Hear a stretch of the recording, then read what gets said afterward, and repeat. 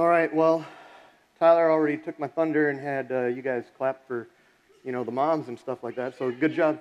Okay, we can do it again? All right, let's give a hand to the moms. All right. All right, and not just the ones that are here, the ones that aren't here, because Mother's Day can be a really difficult time for some people because they've just lost their mom. I'm going to be calling my dad later on today just to see how he's doing because my grandma passed last week. Her memorial's on Tuesday. And so there's also people who desperately want to be a mom and hate this day because it's a reminder to them that it's something they don't have. And so before we start, if you guys don't mind, can I just pray for those that are hurting today at the same time that we're celebrating those who are mothers, and we'll just pray for hearts to be healed and people to be honored. And so, Jesus, we thank you for who you are, for the example that you've set for us of what it is like to love unconditionally. We thank you for the moms that have done that. We thank you for those that are here and have the privilege of trying to walk in your shoes. And Father, we pray for those whose moms have passed, who did not have that kind of mom, and relationships were broken. We pray for those, Father, who are hurting because they're not in that place where they so desire to be, and they feel like they are being punished. And so, Father, I pray that your love would never fail, that they would recognize it and remember your love never fails, it never gives up. And Father, as we talk this morning and look at who you are, remind us of your goodness and your grace. We pray that and ask in Jesus' name. Amen. All right, so today, if you want, you can follow along on your phone using the Bible app, the YouVersion Bible app. The verses should be there. It's pretty simple. We're going to be in John chapter 10, verses 11 to 20, or 11 to 21. And we've been going through this series, I Am Broken, looking at all the different I am statements that Jesus made, because a lot of times we might be hungry and we're not satisfied, but Jesus is the bread of life. He's the one who satisfies. We might be feeling like we're lost and we don't know what to do, but Jesus says, I'm the light of the world. And so we've been going through these and trying to memorize all the I am statements. There's 7 of them. We're on the last one today. So if you'll just say this with me. Jesus said, I am the bread of life. I am the light of the world. I am the door. I am.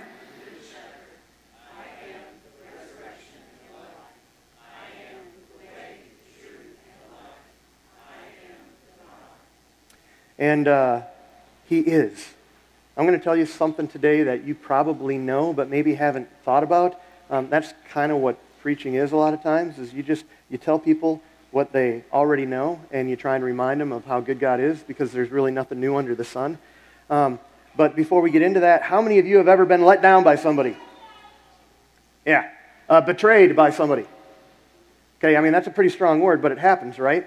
So as a pastor, I have had numerous opportunities to be involved in some very crazy things and moments of disappointment, broken trust, and betrayal. I've been called to the home where a wife calls me and says, you better get over here now, or I am going to kill him, because I have showed up and my husband's mistress is here and I have parked her in.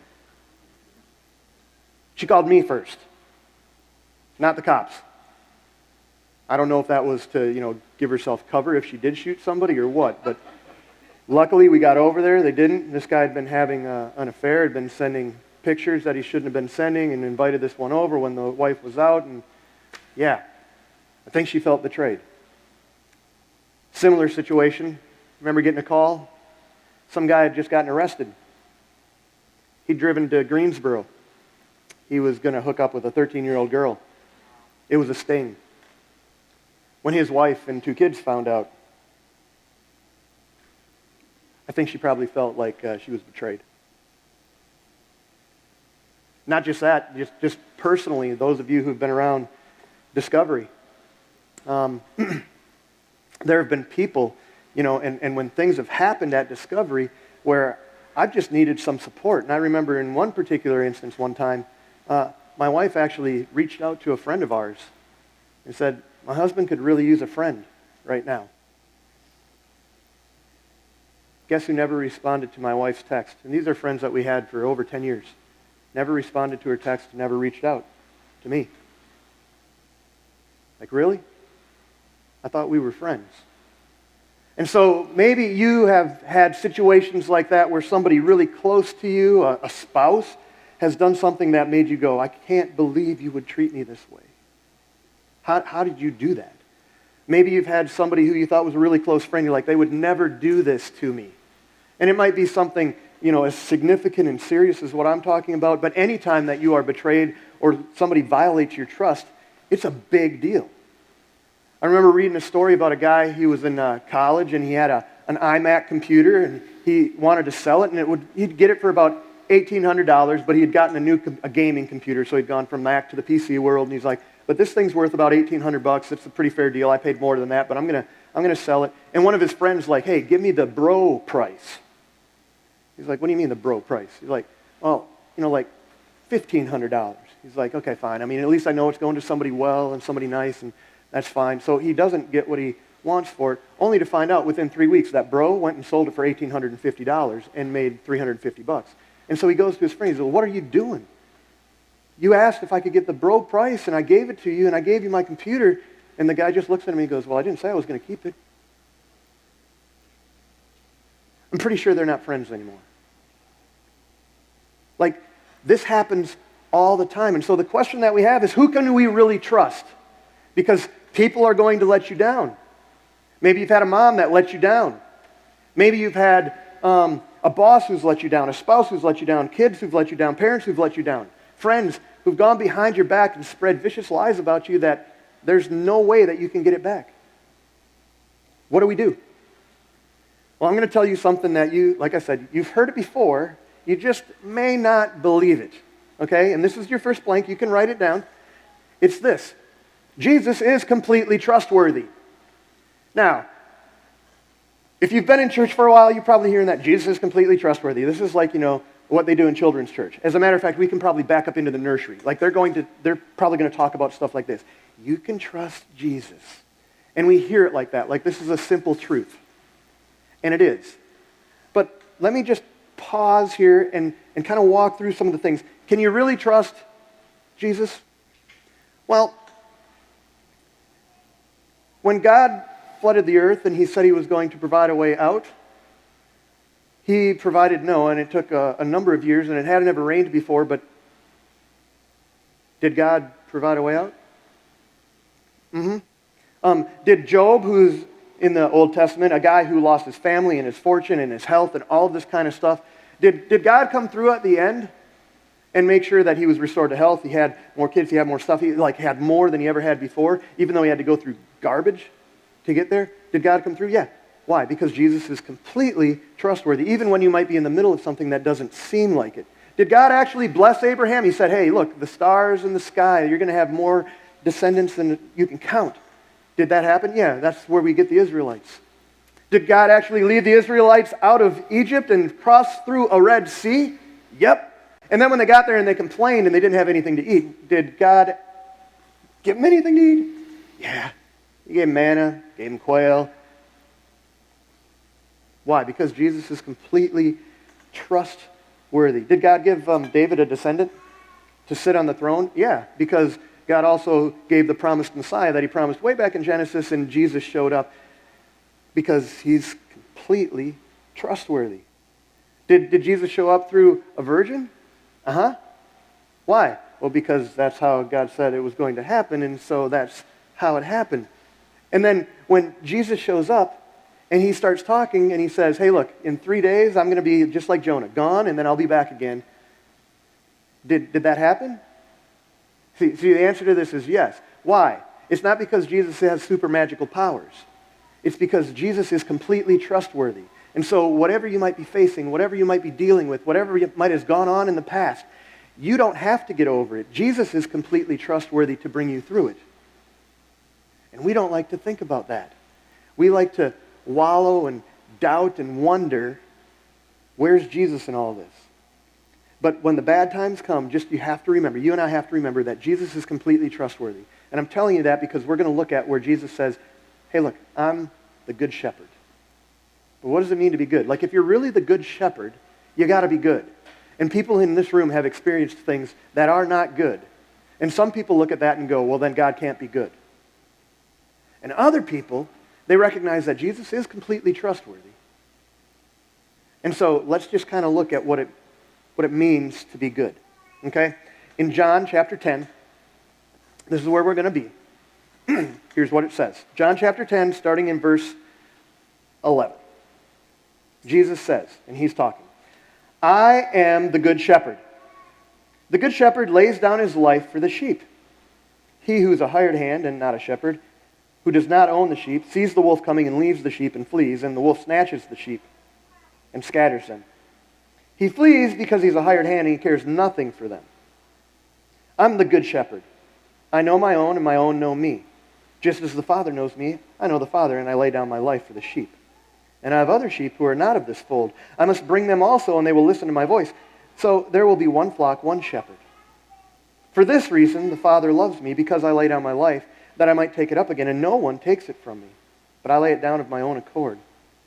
I have authority to lay it down, and I have authority to take it up again. And this charge I've received from my Father. And so there was again division among the Jews because of these words. Many of them said, he has a demon, he's insane, why listen to him?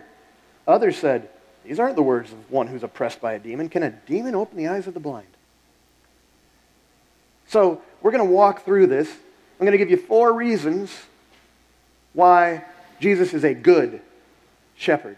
But before I do, I want to just kind of remind you of what we talked about last week. I'm going to show you the same video I showed you last week because remember, the good shepherd, when he calls, the sheep hear his voice and they follow him. They know him and he knows them. And we looked at this last week where the shepherd can call the sheep. So I'm just going to show you this video and show the shepherd knows the sheep know the voice of the shepherd.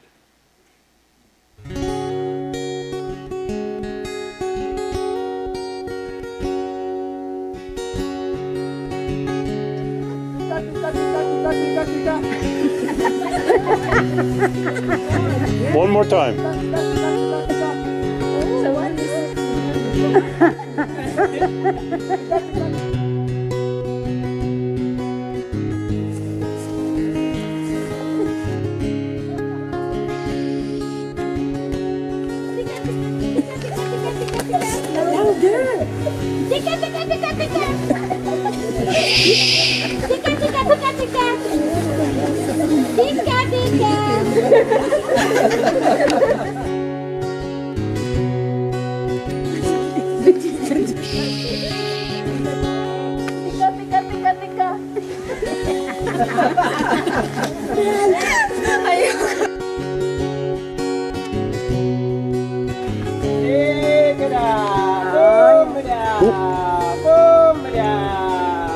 Look at them, look at them.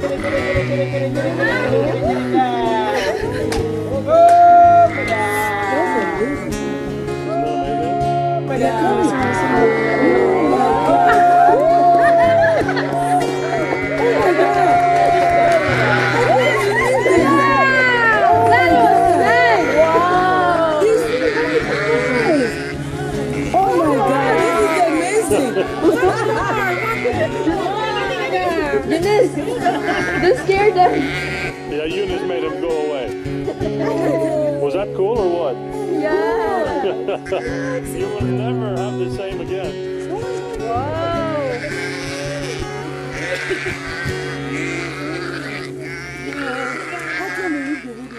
So let me just remind you, the sheep do not come if you're a bad shepherd. And so we look at this and we go, the shepherd must be a good guy. The sheep know his voice, he knows the sheep, and they come when he calls. So what makes him a good shepherd? Well, go back to what it says. I am the good shepherd. The good shepherd lays down his life for the sheep. In other words, he's going to risk his life to protect the sheep. And then he makes a comparison with somebody who isn't really a good shepherd. In verse 12, what does he say? He who is a hired hand and not a shepherd, who does not own the sheep, he sees the wolf coming, and he leaves the sheep, and he flees, and the wolf snatches them and scatters them. And he flees because he's a hired hand, and he cares nothing for the sheep. So, have you ever heard stories like this? Have you ever seen, sometimes they do practical jokes, okay? And I don't have a video for this, I just remember various ones, where they'll have a guy and his girlfriend, okay? And I've seen ones where they actually have somebody jump out. They're walking down the street at night, and they have somebody jump out, and they're like dressed like a clown, which is really freaky, and maybe they're carrying a machete or something like this. And I've seen two different reactions. I've seen one where the guy goes like this to the girl and faces the clown. I've seen others where he acts like a hired hand and does not care if she's fast or slow, dead or alive. He's booking it. She's in heels, her ankle's broken because she just stepped the first one, and he doesn't care, clown just ate her. What's the difference? Well, a good shepherd cares for his sheep and lays down his life. A hired hand, a bad shepherd, man, that's dangerous. I don't have time for this. I don't have time for this. Now, keep that in the context of what we've talked about already with being betrayed. Jesus is a good shepherd because he lays down his life, and you and I have betrayed him numerous times. We've proven untrustworthy numerous times, and yet he has not abandoned us. We are supposed to be like that. So what makes it good? What makes him a good shepherd? Here's what makes him a good shepherd. A good shepherd sacrifices. A good shepherd sacrifices. And so we think of Mother's Day, and I was hearing on the radio over the last week, they had different people calling in, telling mother stories or what makes mothers amazing or something like that. And there were single moms. You guys are amazing. Single moms are amazing. Why? Because they don't get any time off. Like, when we're married, we can just kind of come home, even if our kids are little. Like Paul's here today, his wife is not. Paul's got the twins and Simon. And he got here on time. Paul, you deserve a round of applause. Okay? Seriously, when he comes walking in, Tone, they're just holding hands, he's carrying one, he's just walking in, everybody's smiling because that's what Bo and Caleb do. And he doesn't have a wife to help him. That's pretty amazing. But if Paul's having a bad day, Paul can just come home and go like, I need some time.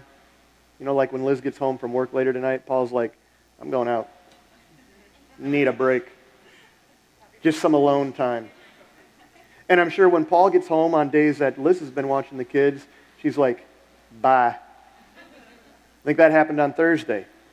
She came over to our MC. She just showed up and somebody said, where's everybody else? She said, sleeping. But she got a break. But if you're a single parent, you can't do that.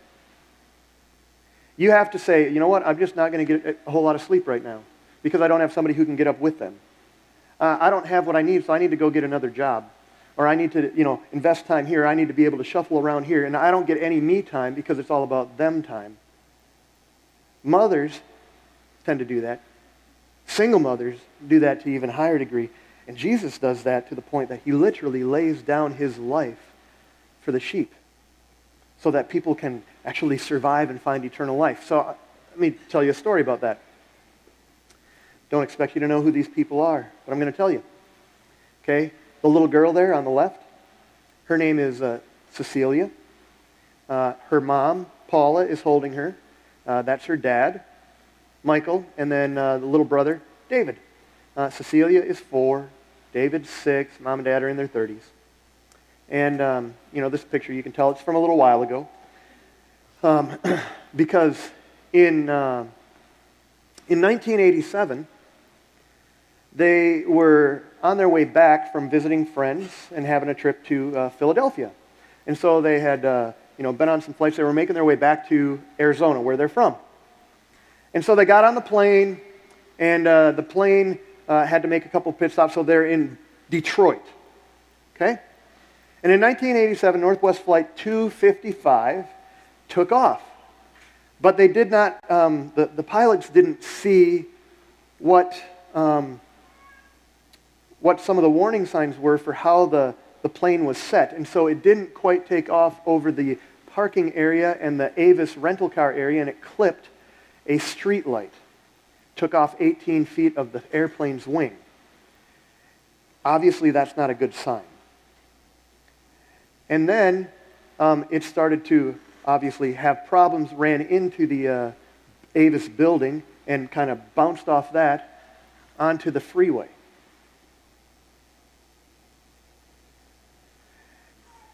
And there were 156 people on that plane. 155 of them died. This is what it looks like. But there was one that survived. And yet they didn't know that it was a person from the plane. They thought when they found this little girl that she was from one of the cars that had been on the road when the plane crashed. I don't know if you can see it there, but those are all yellow bags. But somebody survived. This little girl, you can see her in the corner there, her name's Cecilia. And that's Cecilia 25 years later. It's now been about, over 30 years later. But she did an interview and told a story. She has a tattoo of an airplane right here to remind her of where she came from. But here's the amazing part. They knew, at least this is how it's been reported in AP and stuff like that, one of the paramedics on the site, her mom knew something was not right. And she unbuckled herself and she got down and she covered up her daughter. And her daughter lived. Everybody else died.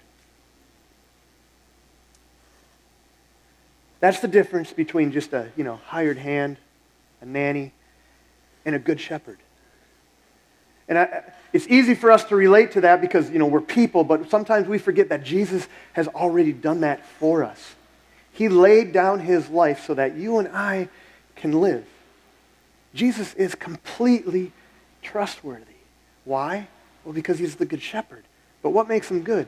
The fact that he is willing to sacrifice his life for you and me. The good shepherd. I am the good shepherd. I lay down my life for my sheep. You go to the next few verses.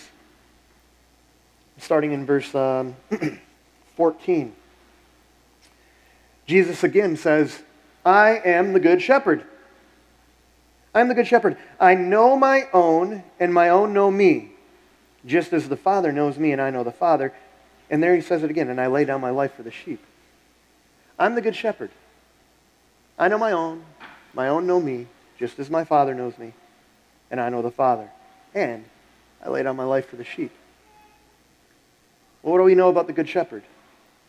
You could probably say this and phrase this a million different ways. We know that the shepherd's good because he sacrifices, but we also know that the shepherd's good because he values relationship.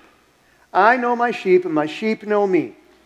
Now, this is different than a lot of times what we do with Jesus. We know about him, but we don't necessarily know him. He knows about us, but we don't actually want to talk to him and let him know us. And so we put on a facade. We pretend that we're certain ways and we're certain people. That's not going to work. There's a difference between doing church and being church. When we do church, we come here and I know you and you and you and you, and I know your names and you know mine, and we can shake hands and say, good morning, it's good to see you. And so, happy Mother's Day, let's applaud you and Paul. That's doing church, and there's nothing wrong with that. But that's not really the basis of the kind of relationship that the shepherd has with his sheep. That kind of relationship requires living together and spending time together, sacrificing where you lay down your life. And so, when many of us around here have car problems, who do we call? Amen. We call Ralph. And if we don't call Ralph, maybe we call Anthony. And Anthony helps, right? Because Anthony took care of the Tony's car. So, but this is what it looks like to work together and value relationship. It's where you know that you have a problem and you don't have to just sit and suffer in silence because you know somebody. And even if you don't say anything, the shepherd knows you. He knows something's not up. And so you guys have been around here a while know I will look at you and say, how you doing? And if I notice that there's something not right about you, I'm going to look at you again. I'm going to look you straight in the eye. I'm going to say, no, seriously, how are you doing? Now, some of you are stubborn enough to still tell me you're doing okay. That doesn't stop me from praying for you. Why? Because I value relationship. A good shepherd will lay down his life for his sheep. I know my sheep. My sheep know me. Now, how do I know that you know me? Well, I tell you stories about my family all the time. I invite you over to my house. If you can come at any given day, I've said this before, I am surprised the police have not shown up at my house because there is a constant flow of traffic. I have people coming to get dime bags and, pick up some other kind of drugs or whatever. I don't know. That's not really what's happening, by the way. But I can only imagine the stories my neighbors might tell. Is this just cars, and then there's new cars and other cars, and so Thursday night there's these cars, and Friday night there's those cars, and Saturday night there's another set of cars. And it's kind of crazy. But I do that because I value relationship. Why? Because the Good Shepherd values relationship. And the Father knows me and all my ugliness and sin, and He still loves me. He lays down His life for me. He knows you, and He still loves you, and He wants you to know Him. You can't fake this. We shouldn't fake this. And so the Good Shepherd values relationship. I know my sheep know me. I know the Father, my Father knows me, and I lay down my life for the sheep. So a Good Shepherd sacrifices. A Good Shepherd values relationship and sacrifices. Verse 16. And I have other sheep that are not of this fold. And remember, we talked about that last week, right? The difference between a flock of sheep and a fold of sheep. A flock of sheep, they belong to a particular shepherd. A fold of sheep is where all the flocks gather. Okay? So it's kind of like a flock would be a classroom, and a fold would be a school. And so that's how remember we showed you the video, that's how the sheep are separated, where the teacher or the shepherd shows up and he calls his sheep, and the sheep know him and he knows them, and they follow him from the class, from the pen, from the fold. And so here's Jesus, and he's saying, I have other sheep that are not of this fold. They're not even here, but they're my sheep. They're penned up somewhere else. What's he going to do? I must bring them also, and they will listen to my voice. And so there will be one flock and one shepherd. Now, do you know what he was talking about? The fold he originally was talking about, being the gatekeeper, Jesus, I'm the gate, or I'm the door of the sheep, he was talking about the Israelites and the Jews. I am the door for the Jews. I have to come through the Jews. They know me, I know them. But he says, I have other sheep that are not of this fold, which means they're not Jew. They're not Israelites. They're Gentiles. They're people who are not considered part of the covenant people of God. But I need to go get them. They belong here. I must bring them also, and they will listen to my voice. So there will be one flock and one shepherd. For this reason, the Father loves me, because, there he says it again, I lay down my life that I might take it up again. No one takes it from me. I lay it down of my own accord. I have authority to lay it down, and I have authority to take it up again. This charge I have received from my Father. What in the world? We know that a good shepherd, at least we should, just from looking at this right here, a good shepherd is willing to sacrifice. A good shepherd values relationships, not just position. He wants to know you. He wants you to be known by him. What else does a good shepherd do? Or know? What makes them good? Well, a good shepherd has a purpose. A good shepherd has a mission. A good shepherd understands what their role is. And this is exactly what Jesus is saying. I have other sheep that aren't of this fold. I need to bring them in. They'll listen to my voice, and so there'll be one flock and one shepherd. And then in verse 17 he says, for this reason, because there are other sheep that aren't of this fold and I need to go get them, for this reason, the Father loves me. And I'm going to lay down my life that I might take it up again. Jesus knew why he came. He came to be the good shepherd. Part of the reason he came was to sacrifice his life so that he could form relationship and invite other people into relationship with him. That was his purpose. If you don't have a relationship with Jesus, it's almost like he's failed. And yet he hasn't. He's done all that he could. He is the good shepherd. We're just stupid sheep. He wants you to be one of his sheep. And so, what does he say in verse 18? No one takes it from me. I lay it down of my own accord. I have authority to lay it down, authority to take it up again. This charge, go get the other sheep. Go lay down your life. Go bring them into the fold. This charge I've received from my Father. That's why the Son was sent. The Good Shepherd has a purpose. So let me just kind of, give you an example of somebody who knows who Bear Bryant is. Okay? I don't have a picture for you. Bear Bryant was the football coach at the University of Alabama, known for wearing a checkered hat. I don't know exactly what you call that. And he was there and coached for 25 years. He was very successful. He had 6 national championships, 12 SEC championships, won Coach of the Year 3 times, won the SEC Coach of the Year 12 times, had 323 wins, which was the most by anybody until Bobby Bowden came along, and then Joe Paterno,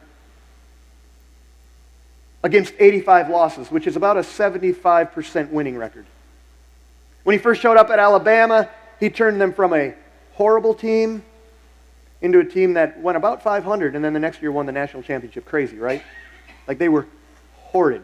And when he first showed up and he started practice, most of the team quit because they couldn't handle it. So why do I tell you that? Well, football, he knew what his job was, and he was good at it. He knew what his purpose was, and he was really good at it. But things started to decline, his health a little bit. Got to be about 70 years old. And his team wasn't doing so well. They lost to Auburn his last year. If you're Alabama, you don't lose to Auburn. You just don't. It's like, ECU, NC State. You don't lose to them. But they did. But they still made a bowl game. They went to the Liberty Bowl, and they won his last game. And then afterwards, the reporter, he was known for saying this. What are you going to do when you retire, coach? What are you going to do when you retire, coach? What are you going to do when you retire, coach? And he'd say some variation of, I'd probably croak in a week. If I'm not coaching, I'd probably croak in a month. Joe Namath remembers him saying all the time, when I'm not coaching, I'll be dead in a year. So the Liberty Bowl gets done. Some reporter comes up to him, hey, coach, what are you going to do now? You're going to retire. And he says, man, if I don't coach, I'll probably croak in a week, like you said before. He was only off by a little bit. It was December 29th. That's when they played the Liberty Bowl. Coach Bear Bryant walked off the field and said, I'll probably croak in a week. December 29th, January 26th. He died. He went in for a checkup, died of a massive heart attack after getting a clean bill of health. Well, maybe not a clean bill of health. He had some issues, but they didn't predict that he was going to die in a couple days. Yeah. But he knew that he had a purpose. A good shepherd has a purpose, and they do whatever they can to accomplish it. And he did. And when he lacked purpose, why live? Why live? He has no purpose beyond that. Okay, now I might be overplaying the illustration, but I think it proves the point. That you can be very driven, and he almost predicted exactly what was going to happen. Because within a month, he was dead. A good shepherd has a purpose. No one takes it from me. I lay it down on my own accord. I have authority to lay it down. I have authority to take it up again. This charge I received from my Father. Jesus is a good shepherd because he knows his purpose, and his purpose is to bring you and me into relationship with him, to protect us by sacrificing his life, to know us by forming relationship. That's his purpose. There's one other thing. The next couple of verses, this isn't Jesus talking, it's the other people talking. There was again a division among the Jews because of these words. So Jesus just got done saying, I'm the gate, I'm the door of the sheep. They know me, they hear my voice, and then he says, I'm the good shepherd. But there's division. Many of them said, he has a demon. He's insane. Why listen to him? We're going to come back to that. Others said, these are not the words of one who is oppressed by a demon. Can a demon open the eyes of the blind? Can a demon do the things that this good shepherd guy has done? What do we learn about a good shepherd? Just because you're good doesn't mean everybody thinks so. Just because you sacrifice doesn't mean everybody cares. Just because you value relationship doesn't mean that everybody reciprocates. Just because you have a purpose doesn't mean that everybody agrees with it. So what does that mean? Well, as far as Jesus goes, it means that he's a good shepherd, but the good shepherd is sometimes misunderstood. Sometimes the shepherd's misunderstood. There was great division. Why? Because of these words that Jesus said. Because of the fact that he said, hey, I'm the good shepherd, I sacrifice. I'm the good shepherd, I know my sheep. I have a relationship with my sheep, they know me. I'm the good shepherd, I know what my purpose is. But some people didn't care. And it's easy to find ourselves in situations where we're misunderstood. Just 2 days ago, Chandler and I had a misunderstanding. Okay? I started talking to him about one particular topic, and then he started talking to me, but he thought that I was talking about something different, and so he's kind of, like we all do, we argue our points when we misunderstand. But I wasn't talking about that. I was talking about something else. And so I'm arguing my point, and I'm getting frustrated, and he's getting frustrated, and he's like, I just want to go. And so he gets up to leave, like, oh, no, you don't. Kind of what it was like, right? Yeah. Allie shook her head. She was there too. I'm like, get back here. And so now we're just going back and forth at it. Okay? He's not happy. I'm not happy. He's gone the next day. I'm gone the next day. He comes home. The very first thing he says is, can we talk? That's what it looks like to take responsibility, be a man. That's good work, Chandler. We sat down and we hashed it out and we realized, you know what? He was thinking this, I was thinking that. We were totally miscommunicating. And so even though I'm trying to be a good shepherd, I was kind of being a jerk. Even though he was trying to be a good son, he was kind of being obnoxious.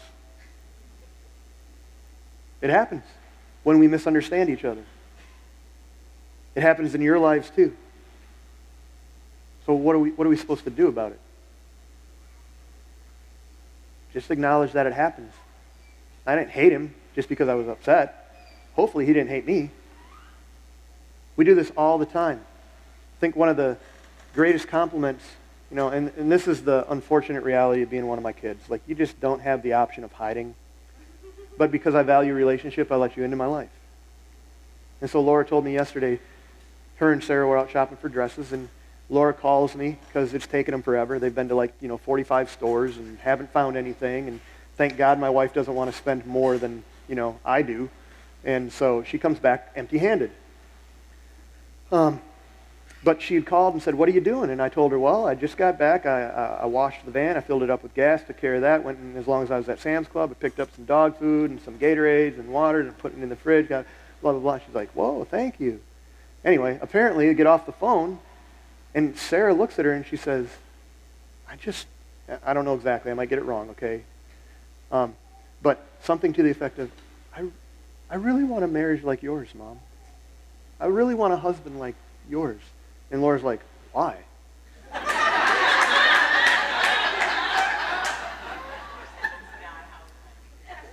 That's how she told me the story. Says, why? And so Sarah goes on to explain, well, you guys just seem to get along and you communicate, and when you even if you argue, you like work it out and like you try and take care of each other and blah, blah, blah, blah, blah. I'm like, yeah, we do. Sweet.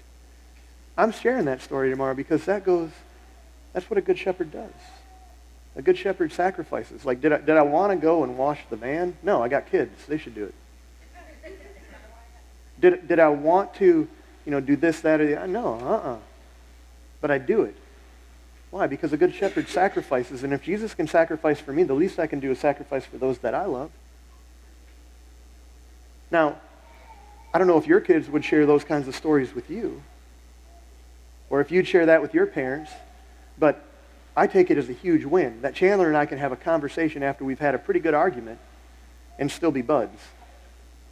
Why? Because I value relationship. We value relationship. Why? Because the Good Shepherd values a relationship. I know him, he knows me, and he's not normally like that. Hopefully I'm not normally like that, and so we're going to work it out. Why do we do that? Because I understand what my purpose is. I'm the parent. I'm supposed to help take care of these guys. I'm a husband. I'm supposed to help honor my wife. I'm your pastor. I'm supposed to provide some kind of insight and encouragement for you guys. Why? Not because I'm special, but because that's what Jesus did for me. And sometimes when I step into these things, people don't like it. But that's okay, because even Jesus was misunderstood. So I want you to think for 1 second, because we've talked a lot about Jesus, which we should. You know, hey, we're at church, it's his story. But today's Mother's Day, right? Jesus is completely trustworthy. We said that. Jesus is completely trustworthy. Why? Because he's a good shepherd. Why is he good? Because he sacrifices, because he values relationship, because he knows his purpose. Sometimes he's misunderstood. Hey, guess what, Mom? That's what you should be. Mom, you should be completely trustworthy. You should sacrifice for your family. It's not all about you. It's not all about what you want. It's not all about what your husband wants. It's not all about what your kids want. It's about what Jesus wants. And sometimes saying yes to him means saying no to yourself or others. You should value value your relationship with Jesus, because when he speaks, you should really listen. But invest your time and your energy in others so that you look just like Jesus. Know your purpose. Mom, you should have a purpose. Your purpose isn't that your kids get into the best college. It's not that they behave perfectly in a crowd. I know we sometimes think that. We do. I was just the other day, we were stopping at Old Navy, had to pick something up for Hannah. We're standing there, and there's this little kid, and he's got some clothes, and he's going off to go try them on, because that's what Mom said we're going to do. And he's walking in front of her, and he's just rustling through people, because apparently it's busy on Saturday there. And he's like, Tammy, stop, where are you going? Stop. And he's not listening, he's just going. Now, does she really care because he's like 10 feet away, or does she care because he's bumping into people and he's about to climb underneath the changing room? Yeah, it's that. She doesn't want to be embarrassed. That's not the point. That's not your purpose, Mom. Your purpose isn't to avoid embarrassment. It's not to set your kids up for success. It's to help them to see Jesus in you and develop a relationship with Jesus themselves. And when you do that, this last point, you're misunderstood. Any mom out there ever been misunderstood? Yeah, 1, 2. Liars. Liars. You can sit there and you can look at your kids and you can tell them, this hurts me more than it hurts you. They don't believe you. They don't believe you. But you're telling them the truth, and when they don't believe you, you're just misunderstood, right, Mom? Mm-hmm. You will not talk to me that way in this house. Well, you talk to me this way first, Mom. Nah, you misunderstand. Give me your phone. Thanks. Why? Because I said so. Everybody else has one. If everybody else jumped off a bridge, would you too? We could go this all day, right? How many times have moms been misunderstood? Or dads? Or have we misunderstood our parents who said, I really just want what's best for you? I have to say no to this because I don't think this is best for you. You hate me. Well, guess what, Mom? I want you to be encouraged, because even though you might hear that there's something wrong with you, like you're possessed by a demon, just like Jesus. My mom's psycho. You ever heard that statement? Don't ask her. She's nuts. She'll go off. Mom, I'm telling you this because Jesus, in the best interest, sacrificing, trying to build a relationship, and knowing his purpose, was completely misunderstood in the same way that you might be. That doesn't make you a bad mom. It means if you're sacrificing and building relationship and understand your purpose, it means that you look just like Jesus. Thank you. Thank you.